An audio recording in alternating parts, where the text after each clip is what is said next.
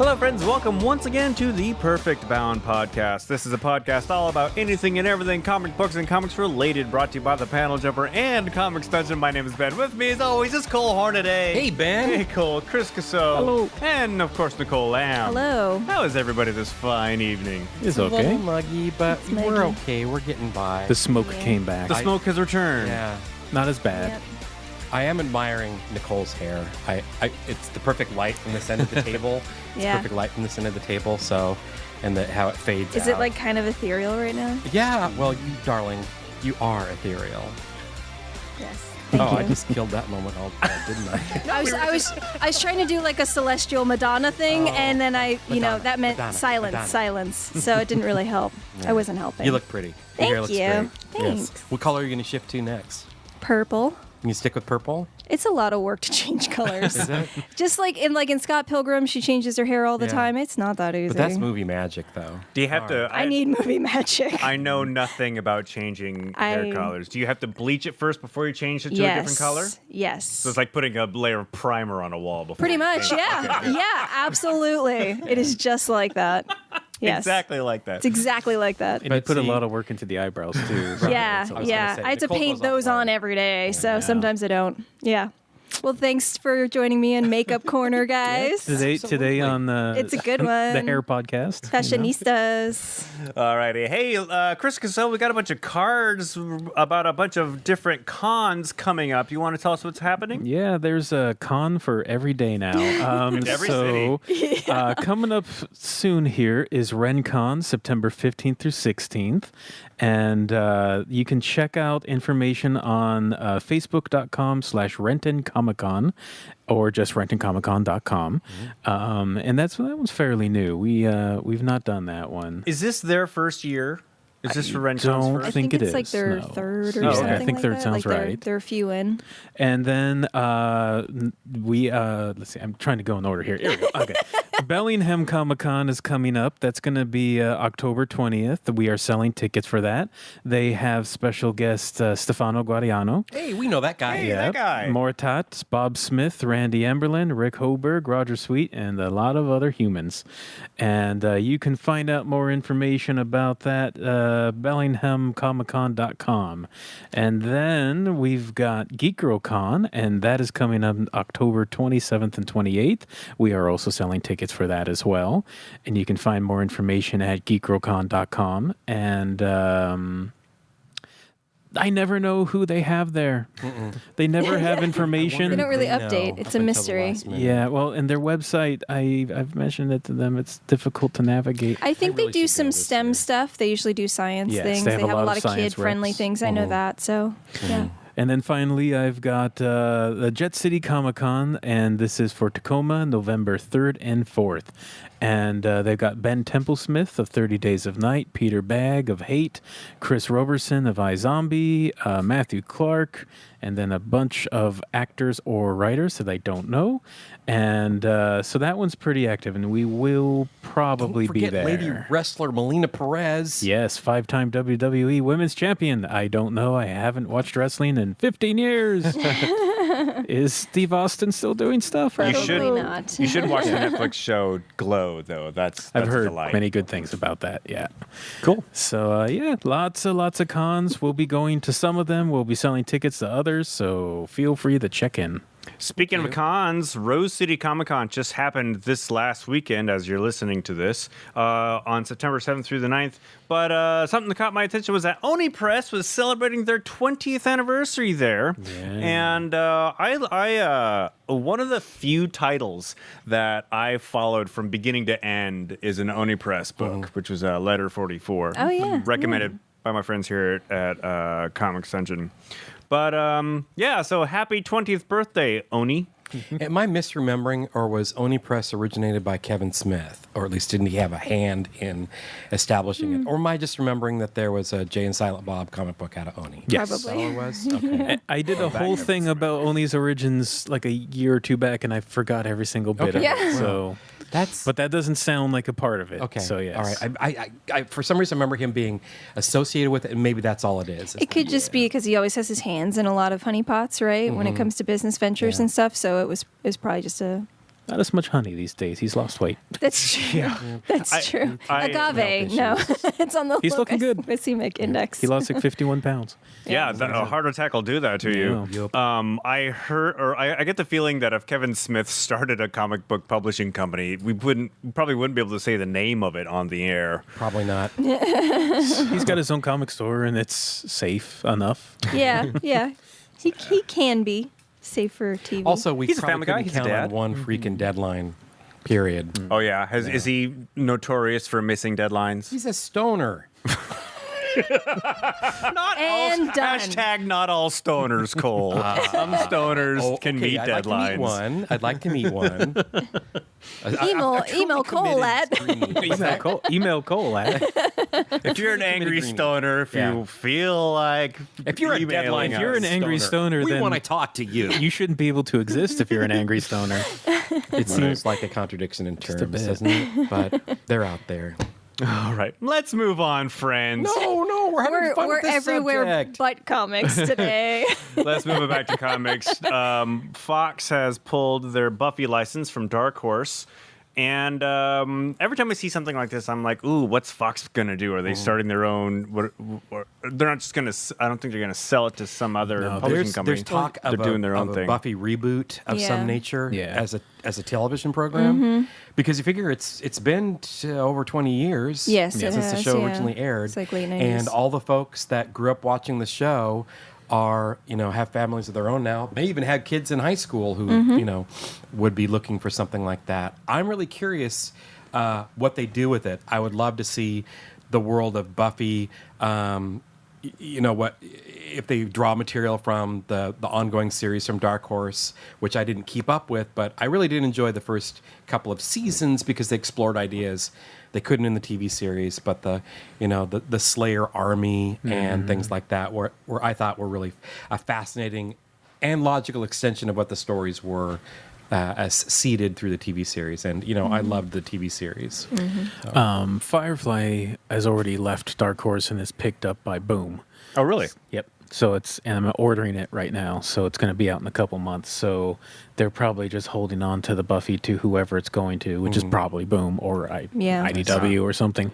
And once they get the media revelation out of what they're going to do, they'll I push thought it. they already announced it. I thought I put something on the.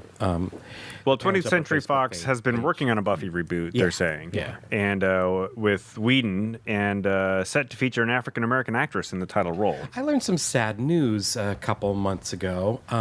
One of my old roommate's he was my roommate when I was in graduate school. His dad produced the original Buffy film, and I learned that Dennis actually had died like a year or so ago. So that was very sad for me to learn.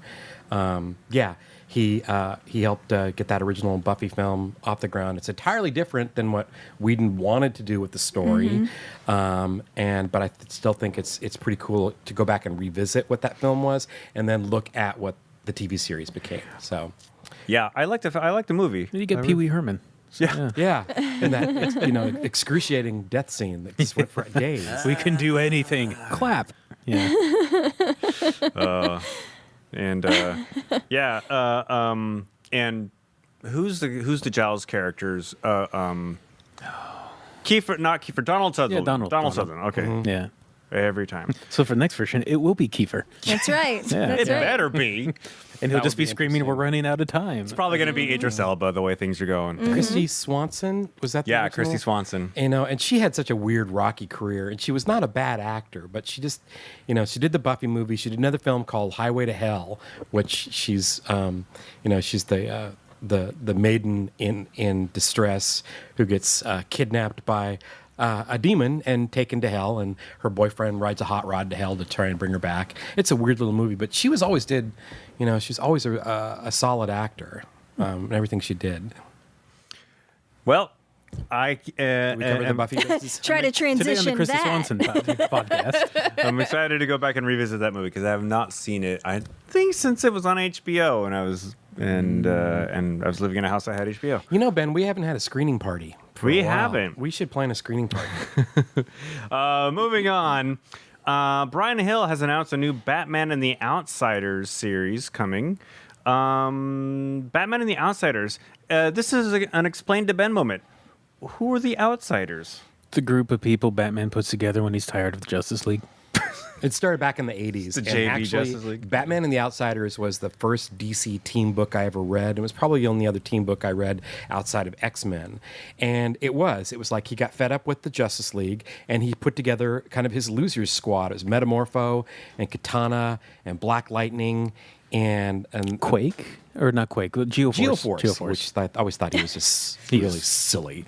Yeah. But and Jim Aparo drew it, and I think Mike Barr wrote it Sounds originally. right. And eventually the creative team shifted. I think Mike Barr always wrote that original series, and then at one point Alan Davis drew it, and those were just super duper. But I was a big fan of that book. Never a big fan of Jim Aparo, but for some reason there was this lovely chemistry and it was just a fun, kick-ass superhero book, and it fulfilled my needs. Like, I want to read a DC team book and I want a Batman book, and it's about a bunch of losers, and it's not the X-Men, it's not the Teen Titans, but it's got something about it that I still drew me in. I didn't really care for subsequent Outsiders reboots or this. Joss Whedon's was okay for a bit, Yeah. and Chuck Dixon took over that at some point later on down the road. It was interesting, but it's usually just kind of the B to C level heroes. Right. Okay. There's no like big power guys. Like the most powerful amongst them is probably Black Lightning or Metamorpho half the Right. time. So this team looks like it's Black Lightning, Cassandra Cain, Duke. who used to be Batgirl, Duke, who's the Signal now, and Katana. And I think that's all I saw. Batwoman or Batgirl? Cassandra, who used to be Batgirl. Oh, that Cassandra. Yeah, that Cassandra. Oh, the Yep. Asian. But now she's called the Orphan. Oh, dear. Because I missed of all that. New 52 and whatever. Okay. All right. So it's a fun team. It's like the ninja team. Does she still read as Asian in the comic? I haven't been tracking Yeah. her as much. I think so. All right. Yeah. Yeah. That's how I read her. Yeah. And Brian Hill did the detective run right after James Tinian IV and Okay. the Rebirth land. So he's already been doing a team Okay. book. I did drop off at that point because they stopped being kind of a team. So I don't know how teamy it is. But hey, he can write teams, I think. Because, Nicole's barometer is if they're not friends, I ain't reading it. Pretty much. Yeah, she needs friend books. If She y'all wants are friend going to books. fight, Right. then you're not really superheroes. And I got to tell you, what I recall of the original Batman and the Outsiders is there was a boatload of posturing with all the male figures, and there was a lot of arguing with Batman and jockeying for control. And I think it's important to have conflict and things like that. I mean, you can't have a course. story without it. But when people just get really petty and like real dark human-y about it, then I lose interest because I'm like, that's just like real life, I'm like, what makes them super? So yeah. A willingness to forgive and forget. No release details yet, but look for that coming from DC. Maybe about a year ago, maybe a little bit more, there was a kerfuffle when an artist, and I'm going to try to do this from memory because I cannot remember the details, but an artist on an X-Men book put in some anti-Semitic. Yeah, it was X-Men Gold, I right? think. It's the first issue of X-Men Gold. Yeah. So Marvel had to go through and basically draw over this anti-Semitic imagery from this artist whose name I don't remember. It But was no, Siaf, I think. That sounds right. I thought it went to press. I thought actually they didn't discover it till after it was. Yeah, It went they to press, did, but yeah. then they do Subsequent like subsequent reprints, reprints. Yeah. Because I actually was that guy, and I got the first print. Yeah, I think we talked about that. Yeah, when it was and happening. I regretted it because I think I paid $16 for it on eBay, and I felt like an idiot. But I also was like, well, maybe this is the moment where I get back in the X-Men. Nope. anyway, nobody ever learns because Marvel has had to do this again. There was some anti-Mormon references in the artwork of Amazing Spider-Man #4. It was written by Nick Spencer and art by Oakley? Ryan Otley. Oddly, right. And it's unless you're familiar with this, I don't think you would even notice it. But it's an image of it's a patch on one of Spider-Man's endorsement deals that references CES Letter, which is a book written by ex-Mormon Jeremy Reynolds in which he denounces his former religion. Super subtle, but Yeah. I way don't to go, think that's Marvel, quite for the same. being proactive. Yeah. But also, Otley's been. I mean, he's been in the business for a while. He was one of the He was the original artist on Walking Dead, and then he left the book. And then when the Walking Dead became, was he not? I don't think he was. You want to look it up? We can look that up thought later. he's done a lot of Your stuff. thought. Did he draw Invincible? Yes. Okay. Yes. All right. Well, I'm going to recant my first comment, but my point being that he should know better. Indeed. But at the same time, I'm like, boy, that someone had to be looking. I have to wonder if someone was not like looking very hard to catch that one. I'm wondering if books like this have some sort of like newspapers have fact checkers where you give them your article and they basically call your sources and say, is this true? Do comics have something like that? Do they have people who go through and look at everything in each panel and be like, well, that's okay to print? Is that the editor's job? The editors tend to actually do look pretty into stuff. I was just reading some behind the scenes book editorial stuff on Vertigo, where they would deal with placing the letters, the balloon boxes, because they didn't trust the letters to do stuff. So like there's micromanagement happening all the time, and there's times where I think there was a bunch of stuff they had to. Grant Morrison wanted to put Peter Milliken wanted to put like an orgy in a comic, and one of the higher up WB executives caught it somehow, and he was just like, no, you can't have that position because it looks like they're doing anal. And the guy was just like, apparently they don't know what doggy is or whatever. And so This has gotten really X-rated all of a sudden. Sorry. No, it's okay. It's okay. I'm not swearing, but so like they had to just yes, they just had to redraw a little bit of an orgy. Because one executive was just like, it looks too much like one particular act, even though all the other acts were happening. Right. Yeah. So, like, yes. I see what you're saying. It's taboo within your perversion or something like that. Sure. Or Yeah, whatever. it's a weird sense of micromanagement for that Yes. specifically. I don't know why I was struggling so much. The information I wanted to recite was in this article I'm looking at right now. It's from April 2017. The artist was Ardian Siaf. Yes. So you're right. Yeah. Yeah. So And it systematically destroyed his career in comics. I mean, I think Marvel fired him instantly, and he went on social media and said, my career is over. And I don't really follow contemporary artists too closely, so I'm assuming he hasn't worked in comics since. I've not or at least not in seen- American comics. Well, and he 'Cause also was in- didn't back down about it either. Right. Yeah. He just went full force. yeah. Was he in the, I'm sorry, Ben, did you say this already? Is he in the Philippines or I don't know. I didn't say. what country he I was mean, we from? talked talked about it on a previous Yeah. podcast, but I do stand corrected. Chris is right. It is Tony Moore who was the original artist on Walking Yeah.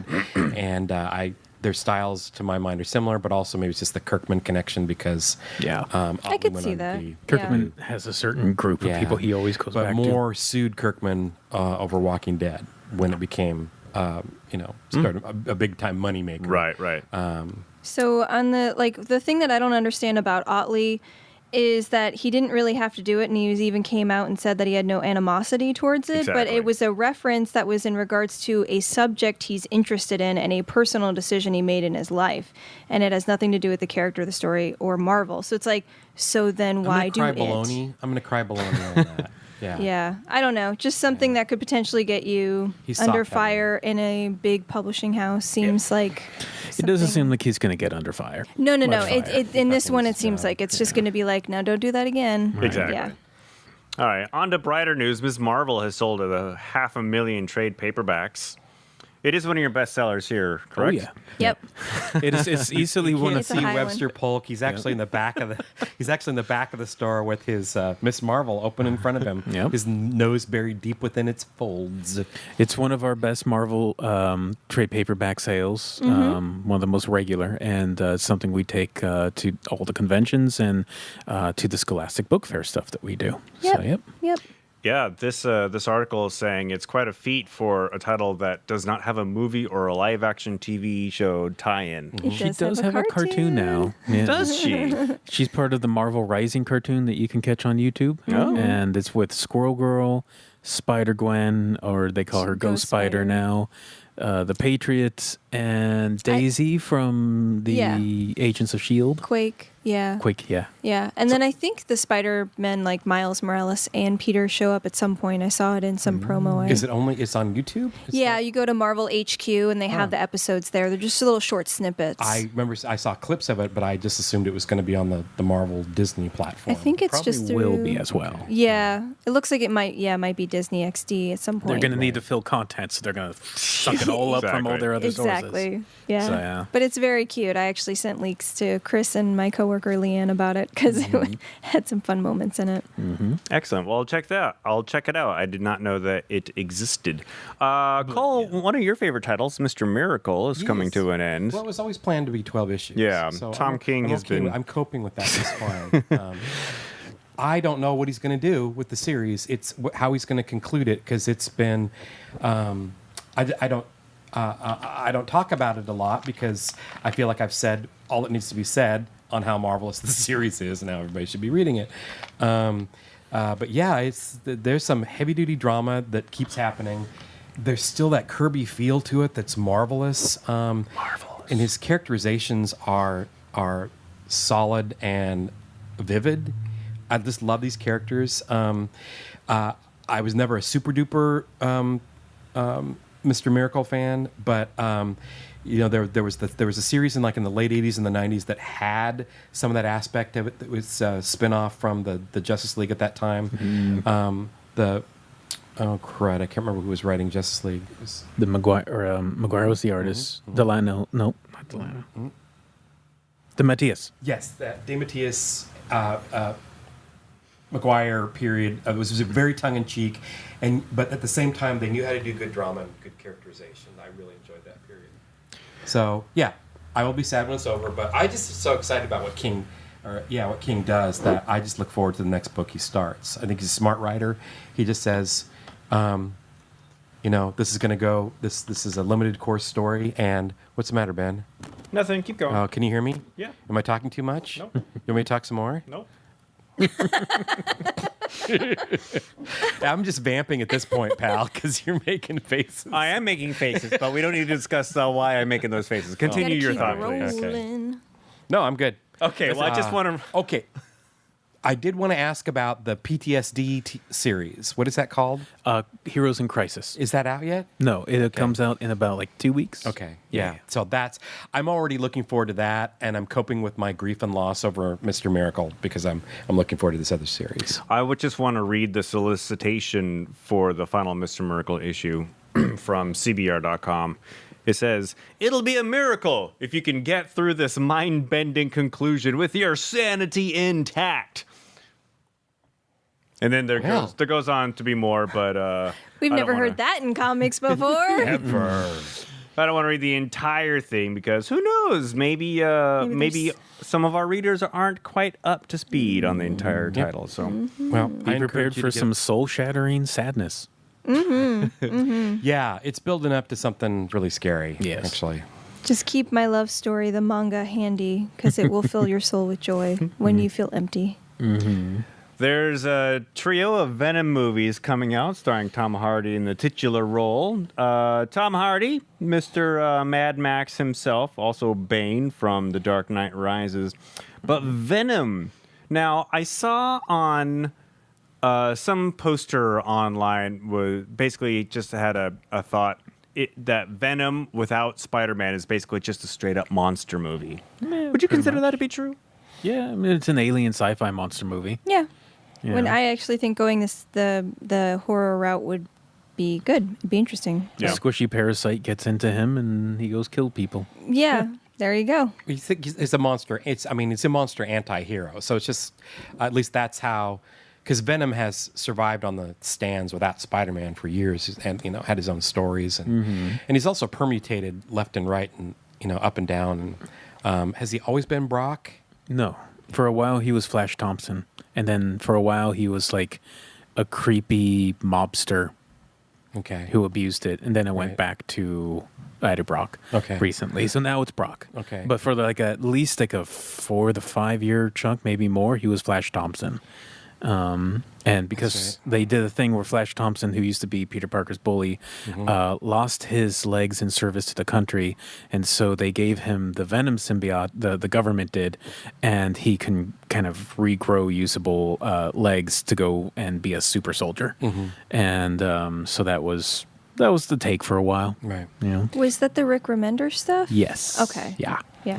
Because I was trying to envision what they would do with 3 movies, with Everything's got to have a trilogy. Yeah, with a character of this kind of design without Superman as part of Spider-Man as part of the factor, or any superheroes. Really. Was Venom in one of the Sam Raimi Spider-Man movies? Yeah, the third one. Briefly. Killed the third one. They shoved him in there. It should in there. Yeah, it's just it should have just been the Sandman story, but they had to shove the Venom in there. There's too many villains in the soup or something. Because it also had Green Goblin, but it was like the son of Green Goblin. Yeah. A good Green Goblin. It kind of, not until the Goblin. end, you know.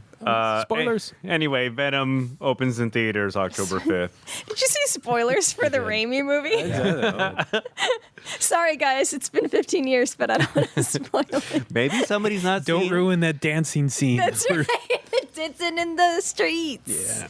Yeah. We've had a couple of passings in the comics industry this last week. Comic writer, artist, and industry legend Russ Heath has passed away. He was 91. Yeah, and he was still producing a lot of work this last 5-10 years. Yeah. Wow. Yeah, tons Working of until work. the bitter end. Way to go, Russ. He was a workhorse. Yeah. Also, more notably, and Cole will have more to say on this, we lost Marie Severin at the age of 89. Cole, you want to say a few words about Marie? Yeah. I did a little bit of research when I had time.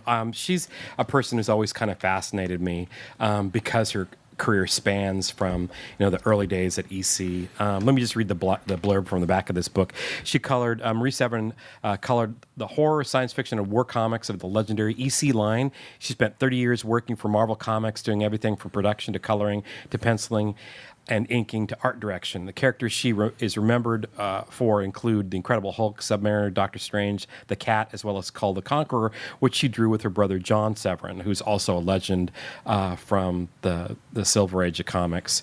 She's renowned for her sense of humor reflected in the comic book Not Brand Ek, Marvel's comic Not Brand Ek, as well as the numerous caricatures she has done over the years. And it's no wonder Stan Lee, former publisher and editor and writer at Marvel, nicknamed her Mirthful Marie.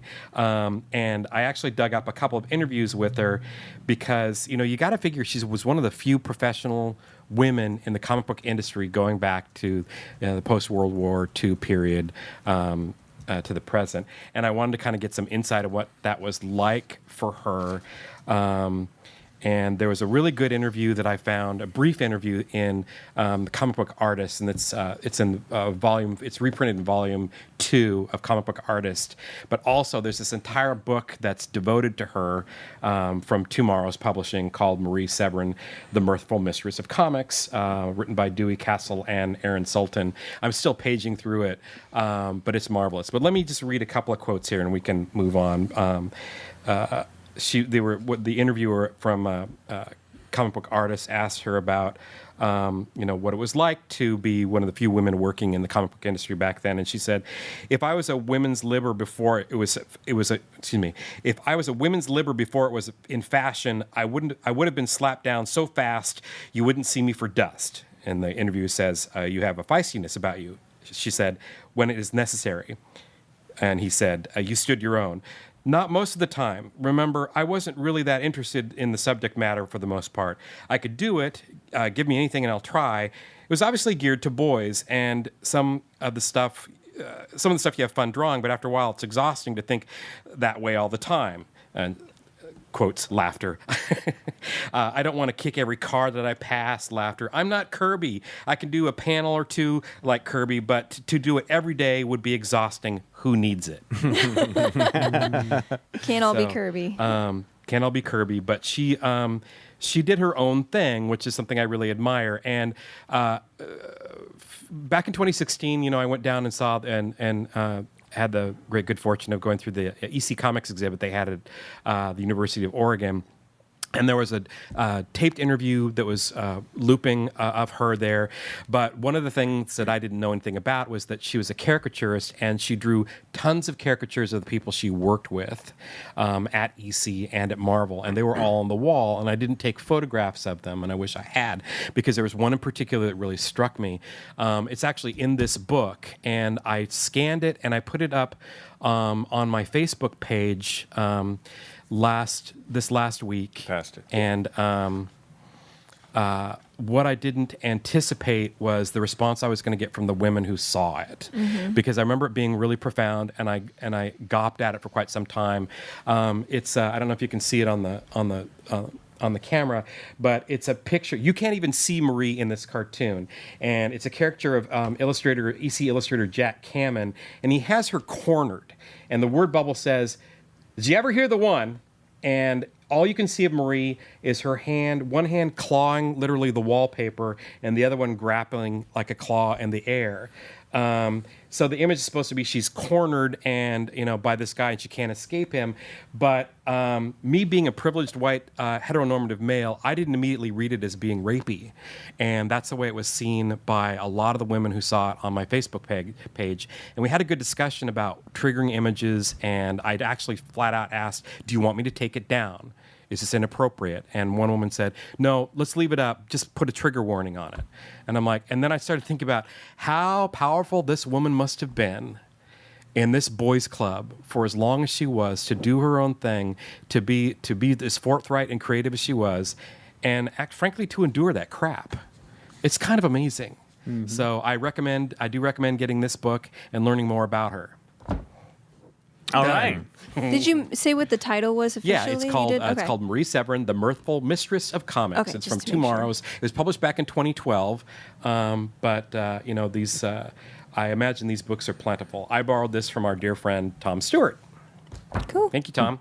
All right. Thank you. And thank you, Cole, for telling us about Marie Severin. Let's move on to Book Report, everybody. And hey, Nicole, let's start with you. What do you want to tell us about?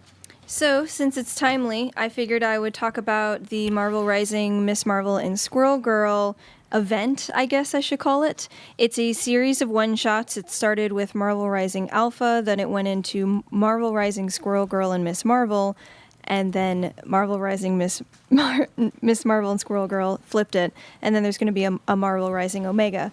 All this to say, it's a 4-part series of them teaming up. It's absolutely delightful. Doreen Green is teaching computer science, and Kamala Khan is in her class. Doreen Green being Squirrel Girl, Kamala Khan being Miss Marvel. And there's a new Inhuman girl who is really into video games, and it's kind of on par here, where she likes to play like the fighting games, and she's constantly getting bullied by a lot of the guys that are around her. She's actually really good, and so that makes them even more mad. And she has somebody who is like texting with her, who's being like the support system to her, but they're egging her on to be kind of more of a supervillain. And she's called Emulator, and she can pull anything out of a video game and put it into reality. So thankfully Kamala Khan is a huge nerd, and she plays a lot of video games. And so she realizes what is the weakness of whatever the creature is, and they try to do that to dissolve the creature away. And the first, I think 1 or 2 parts, both Doreen Green and Kamala Khan are trying to figure out if they know each other's secret identity, which is one of the cutest parts. They meet at Doreen Green's house, and Kamala Khan's like, "I'm 50% sure this is Doreen Green who's Squirrel Girl." And then, they make those little things like, "I got to go to class. Oh, I mean, not class, and they're like 75% sure. So there's a lot of good humor, and especially if you like either one of the titles. It's written by G. Willow Wilson, who does Miss Marvel, Ryan North, who does Squirrel Girl, with Devin Grayson as well. And there's, I think, a number of artists on here, and this one that I have in front of me is Ramon Box, who is doing some of the Miss Marvel stuff, and Irene Kalski. who's doing some Squirrel Girl. So the art does flip a little bit, but it always stays a whimsical, so I feel like it stays within what it is.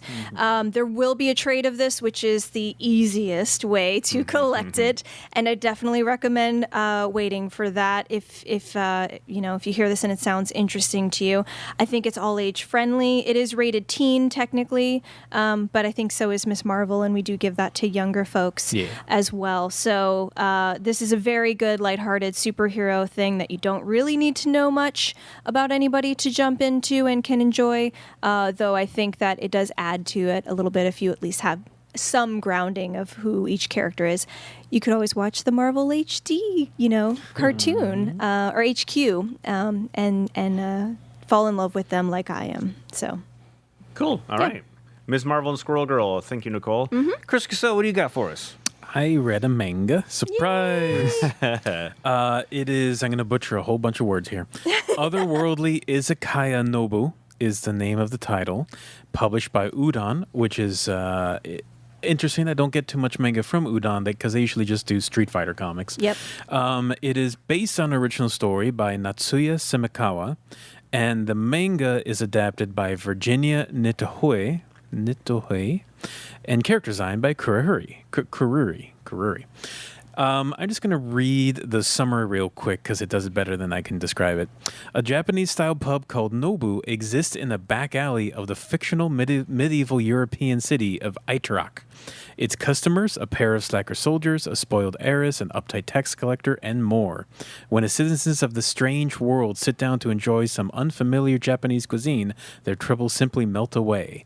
So it's basically about a magical Japanese pub from the current modern world teleporting into a fantasy medieval German medieval city. Neat. It's really odd. It's a really random idea. That's it. That's the plot. Nothing happens. Each chapter is just people go to this restaurant and really enjoy this food. It's pretty great because like there's the uptight tax collector who's kind of this horrible. He's got a monocle and everybody hates him because he takes all the money, and he wants to get some special service there, and the chef, whose name is Chief,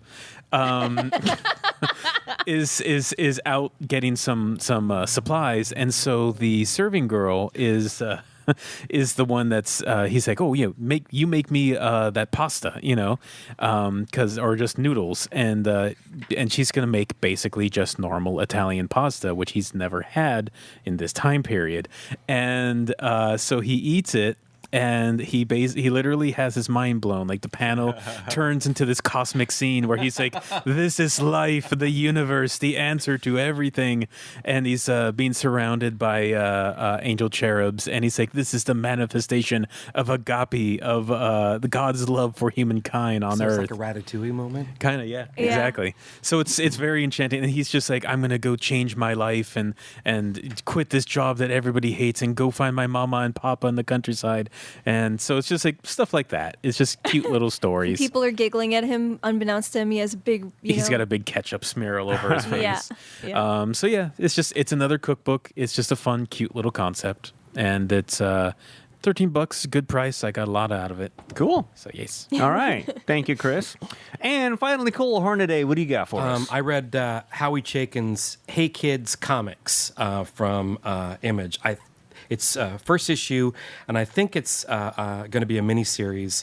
I used to be a huge Howie Chaykin fan back in the day, and stood fast by books like American Flag and whatnot. But Mr. Chaykin's style has not adapted to the times, and I don't think he's as solid a storyteller as I once felt him to be. Maybe I've just grown up.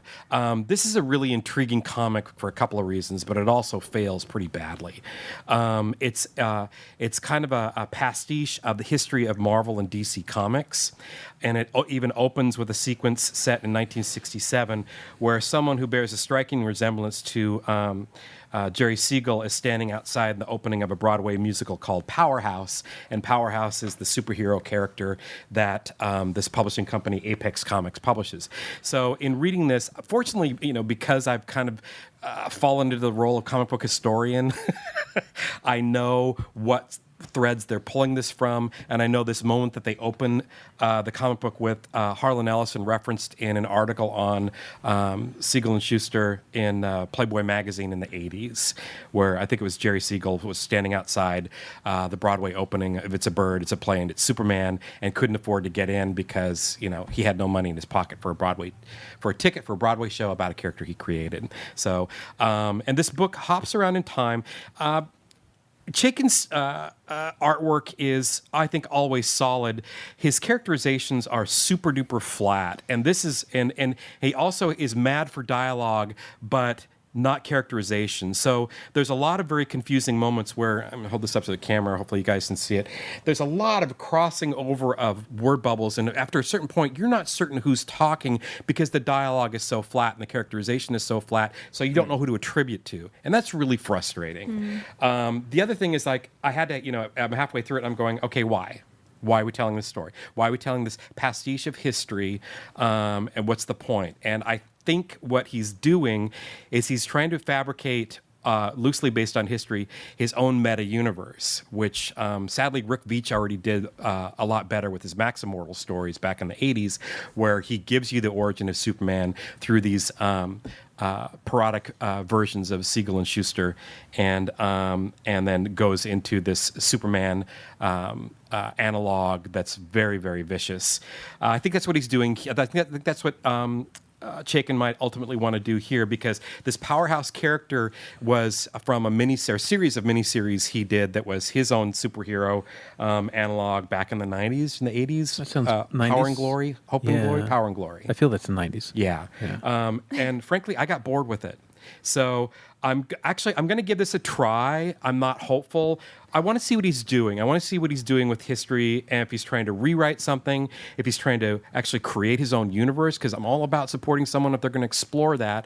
He's a veteran comic book storyteller, but I've taken a big hefty dump on Mr. Miller numerous times because I'm kind of sad and disappointed in heroes of my youth who haven't grown as artists, who haven't grown as creators, just sort of stagnated and maybe even gotten bored with what they're doing. Maybe they should open a coffee shop or something. What do you got? No, even the cover made me kind of angry at it, because I know he's parodying Comic-Con stuff, but there's a character that has a button here that says, I grok hentai, and underneath that, if you get the cosplay, I get the stare. I know he's essentially making fun of that, but at other times I can't tell with him anymore. No, he's the creepy uncle of comics. Yeah, he always has been. But I tell you what, there's no kink in this. Good. Really? Yes, that was what struck me. There's That's plenty a surprise. There's plenty of opportunity here. There's a room. There's a post-coital scene in a hotel room, and she is wrapped in a towel, and that's it. Oh, so no lace. No lace. Wow. No garters. Chaikin's got a reputation. He's I got can a see. thing. No bustiers, He's got a lot of things no I Merry won't even Widows. talk about here. Because But that was part of his vision of comics. Wow. So, and for there's one reason why, and actually I was keeping my eye open for that, because after I waded through garbage like Black Kiss, I'm like, no, I don't. No, I'm sorry, Howie, we're done. But this, I'm like,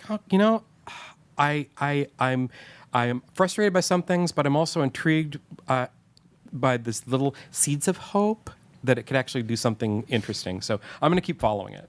See what happens. All right. Hey Kids Comics. Hey Kids Comics. Thank you, Cole. Crush the hope. Well, he's like, I hate it, so I'm going to keep following it, and I'll let you guys know how much I hate it. I love it. It's just hate every read it. time. No, you just give people more of a chance. You want to see it through, even if you're like, I'm not jiving with You're a this. better man than So I. it's No, interesting. Hating was what I said about Xerxes last couple Oh, of that's weeks ago. true. That's true. That was hating. And that you threw it across the room. Yeah, You know, it was a figuratively. throw it across the room moment. I Absolutely. didn't follow through Yes. because I want to sell it half price books. Yeah, I paid for this. It's still worth a penny. all right. Well, that is Book Report, and that is our show. Coming up is quiz time. But before we go, I want to tell you that the Perfect Bound podcast is brought to you by the Panel Jumper. See everything Cole Hornaday and I do at thepaneljumper.com, as well as Comics Dungeon here at 319 Northeast 45th Street in beautiful downtown Wallingford, or 24 hours a day, 7 days a week at comicsdungeon.com. Subscribe to the show on iTunes or however you get your podcasts at perfectboundpodcast.com. Send us an email, perfectboundpodcast@gmail.com. And our friends get your quiz hats on. It's quiz time. This week, our questions come to us from Nicole. Lay it on us, Nicole. Yay! So this one has a title, believe it or not. It's called Trailblazing Women of the 20th Century. Excellent. So we'll start in Japan. Most notable from Japan is Nyoko Takeuchi, who created Sailor Moon in 1991. However, there are many other women who came before her to pave the way. One such group, often referred to as Year 24 due to the year they were born around, have been credited with significantly contributing to the medium. It's been offered that these creators found new ways of paneling, away from the standard rows of panels. They'd often soften or remove the panel breaks altogether to create a flow of emotion within it. They're also considered to have revolutionized shoujo manga, which is comics directed to a female audience, with subject matter that expanded the genres at the time, including sci-fi, romance, yaoi, or boys' love, and coming-of-age tales. And that's a lot, y'all. Mm-hmm. So there are three main creators most commonly credited as having been grouped into Year 24. You can name up to 3 of those creators and or their works. I know. So here I can give you a hint and give you a title if that would help you. I think there's only one that you may guess. Try with the title. Did we mention We mentioned her, one right? of these women recently in terms of an Eisner Award? I don't know. No. Different. No. Different. Okay. No. Otherworld 'Cause he was gonna Barbara. Yeah. I just read one of the books the other day. Did you read Otherworld Barbara? No. The Heart of Thomas? No, she did the front part of Parasite M. Neo Parasite, yeah. Yo, you're so close. Mo. Yeah. Yes. Oh, Okay, this is long, so I'm just going to cut it off. So, Moto Hagio did Otherworld Barbara and the Heart of Thomas. Yumiko Oshima did Paula's Tears and the Star of Cottonland. And then Kyoko Takamiya did Toward the Terra and Kaze 2K no Uta. Sorry, that one is at Boys Love, and that one is hard for me. I even put things in parentheses. Okay, so we'll jump over to America now. Bear with me, guys. This is like my dissertation or something. This creator is known as the first African-American woman cartoonist and creator of the Torchy Brown character, who first appeared in the Pittsburgh Courier from 1937 to 38. She'd later reinvent the character to run in again in the Courier from 1950 to 55 in Torchy and the Heartbeats. She's also known for her one-panel strip, Patty Joe and Ginger, which ran for 11 years, and she contracted with Terry Lee Doll Company in 1947 to produce a doll line based off of Patty Joe. She's a trailblazer because she made characters of color that were women that people could relate to and aspire to be. She never fell into the heinous stereotypes of the time, like mammy or being fat, slow, dumb, or clumsy. Her characters were strong, independent, socially and politically aware. They defied social norms, strove to fulfill on their goals against the obstacles they faced, and persevered. Who is this amazing woman? I actually just learned of her today. I didn't actually know. She's rad. I feel like we should know who this is. Jackie Orms. Yeah, it's pretty cool. See, it's learning. All right, still in America, this creator, known for her comic Brenda Star Reporter, was not the first female cartoonist, though she certainly left her mark, drawing Brenda for over 40 years.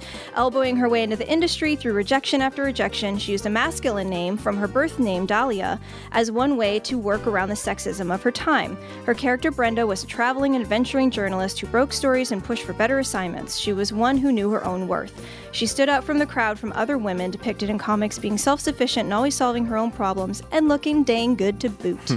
Not one to be saved by a man, she certainly had other ideas in mind. She was constantly pushing the buttons of censors at the time, showing Brenda in a bikini, showing her navel, or smoking a cigar. This character was so inspired by her own character that she modeled herself after Brenda, dyeing her hair red and dressing to the nines. Who is this headstrong cartoonist? I know Tina Brenda. Robbins. No. Trina Robbins. No, but she speaks very highly of her. Okay. Yeah. It's Dahlia Dale Mesnick. Okay. She went by Dale. Dale. All right, lastly, we're going to jump over to France for something more recent. On December of 2017, a 95-year-old woman in France published her first graphic novel. It was inspired by her childhood love of the comic Zig and Puss. Zig It's Zig and Poos. I don't know. Created by Alan St. Ogan in 1925 about two young teenagers and a bird named Alfred exploring all places from the natural to the fantastic. Her story, titled Les Aventures du Penguin Alfred, focuses on her love of the bird friend Alfred, and in her book, he's hitchhiking, though quickly growing bored with that, suddenly learns to fly. He flies off to the North Pole and goes on wonderful adventures. She said in an interview that she wanted to bring back the feeling of escapism she experienced while reading comics as a child, and she proves that there is no time limit on your ability to try something new. So what is the name of this new comic book creator? Most awesome woman. I know! Her name is Genevieve Gautier. And that is my quiz time. All right. Well, thank you, Nicole. And thank you for listening, and we will see you next week.